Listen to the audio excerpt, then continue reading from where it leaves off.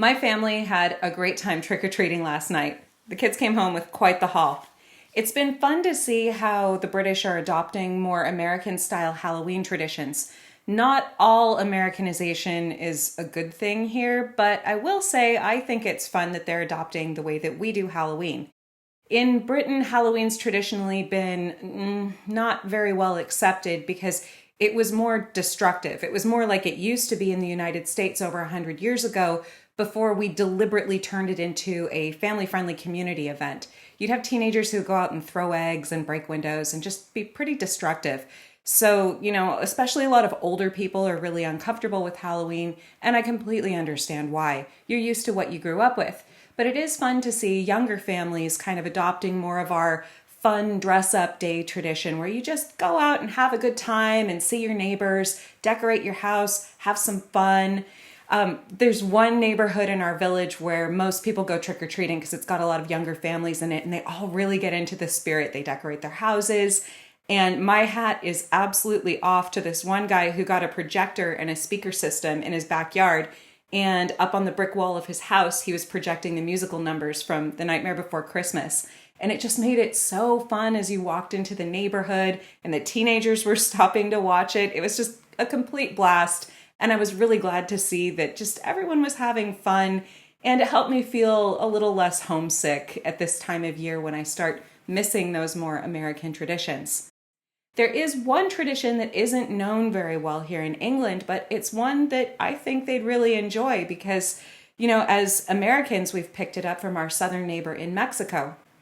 Growing up in Los Angeles, I always participated in Day of the Dead festivities because it was just part of my culture. That's the cool thing about LA is you have so many people from so many different places all around the world, and they bring all their stuff with them, and we go, we could put that on a taco, and then we all have fun together. If you ever get the chance to be in downtown LA this time of year, head over to the Old Pueblo. There's always lots of beautiful decorations of traditional papel picado. That's the pricked paper that's been cut to make beautiful patterns. You'll see lots of calendulas strung up in garlands, and they'll have wonderful dancers with their faces all painted up like calaveras catrinas or fancy skeletons. Each face is completely different, and it's not meant to scare you even though it's a skull. What it's saying is that death is part of life. Being born is how we enter the world.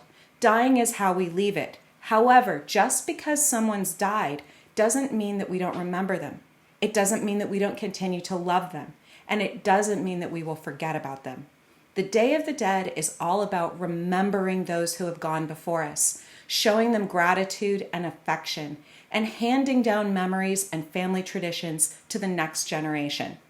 You get all kinds of fun things to eat. There's these little skull sweets. I haven't been able to find any of them here, but I was able to find some marshmallow sweeties that are painted up like a calavera that I'm going to give to my kids this evening, and they're very excited. They can't wait to eat them.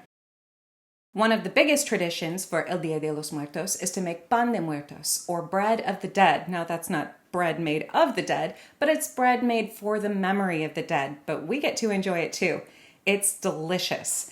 I would put it more in the category of a sweet bread, like a cinnamon roll. This is really more of a dessert than a food. And my kids love it so much that they ask me to make it for them year-round, although I make sure to do it as properly as possible on the Day of the Dead, where you shape a pair of crossed bones on the top. It's so delicious, and it has this beautiful orange and aniseed aroma that's very refreshing and invigorating. You'll typically leave a piece of the Pan de Muertos on your ofrenda, that's your family altar, where you will put photos of the people that you're thinking of on that evening, usually with candles, flowers, maybe some personal possessions of those people if you have any, or you could put things that you know that they enjoyed in life. Maybe there's a special candy they really like to eat, or maybe they had a special beverage. Maybe they love to play the guitar, so you'd set out a guitar. And then what you'll do is, you gather around and you tell stories about those people and you remember them. Another tradition that's very, very old-fashioned, but I really like, is to set out a glass of water and a comb and a brush and a mirror, maybe a towel or some perfume. I've never met anyone who literally believes that the ghosts of the dead come and freshen up. It's more the idea that you are still welcome here. You know, you might be dead, but there's still a place for you in this home. And if you were here, we would greet you as any other guest and present you with the things that you would need to freshen up after a long journey. So let's get going making some pan de muertos. Now, I got started a little earlier in the day. I melted a 1/4 cup of butter and I sprinkled 1/2 tablespoon of aniseed into it while it was still warm. The only reason I did 1/2 tablespoon is because my youngest kid isn't terribly huge on licorice flavors. If you really like a strong aniseed flavor, add an entire tablespoon. I've also let my yeast kind of percolate here. This is just a teaspoon of yeast in 3/4 of a cup of milk, and I've let that sit a little bit so that it can start waking up. But the next thing I need to add is some sugar. I've got a 1/4 cup of sugar, and I'm just going to add that to my yeast mixture so it can get nice and bubbly while I get going on zesting and juicing oranges. So I'm going to zest 2 of these oranges. You can see they're about that big, maybe not quite the size of a tennis ball. And that'll be enough to give this kind of a beautiful golden orange color and a little bit of an orange smell.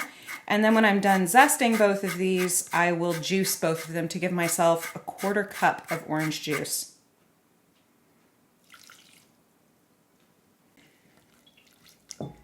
My yeast looks like it's woken up, so I'll pour that in as well. Now, one thing I should point out about this recipe is this is just how I make it. There's a lot of variations on pan de muertos. This is how I was taught to make it, but if your abuela taught you to make it a different way, then you should do it the way your abuela taught you to. Because if there's one rule of Mexican cooking, it's abuela is always right.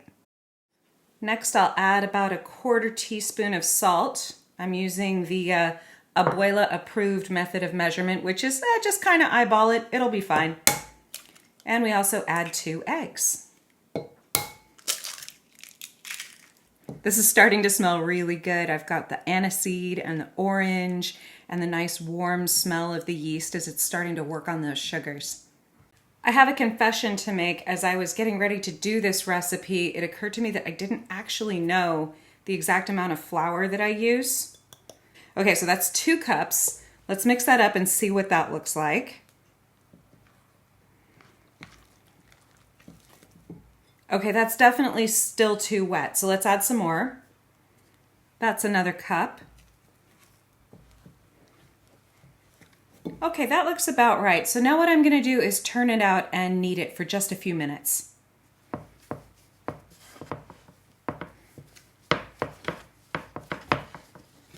As with any other sweetbread, you're going to want just a nice, smooth, stretchy dough. You don't have to knead it too much, which is good because, as you can probably tell, I don't actually really like kneading bread very much, and I only do it when I absolutely have to.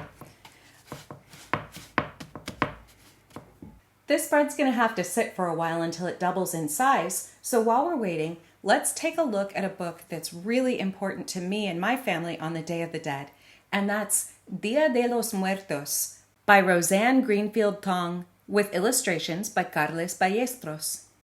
I love this book. It has an important place on my family shelf, and I've given it as a gift to other families who have learned to love it too. In fact, ours is getting a little battered, so it might be time to get a new copy and maybe put our old one in a more special place.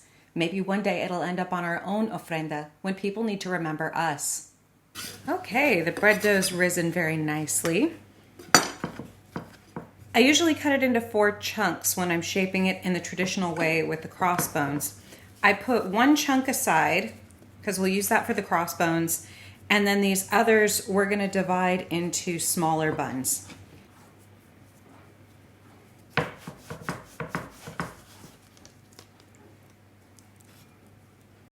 Not the prettiest batch I've ever made, but I have to admit I'm a little short on time.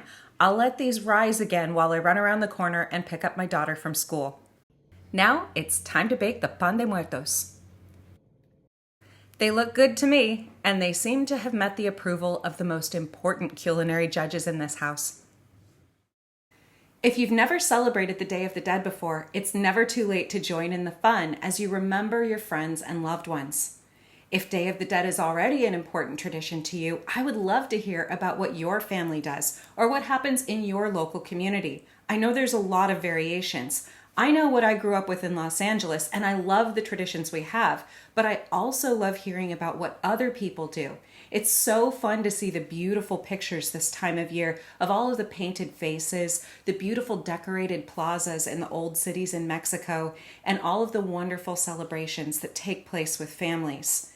Please tell me if you've made a new tradition out of this holiday, or if you're perpetuating wonderful, wonderful traditions that have been handed down like family heirlooms. El Dia de los Muertos is a day of gratitude and community and family and love. The book Dia de los Muertos perfectly captures all of those feelings. I hope that you enjoy your celebrations, whether there's tears or smiling or it's all mixed together. It's all sweet, it's all good, and it's all part of remembering those who came before us.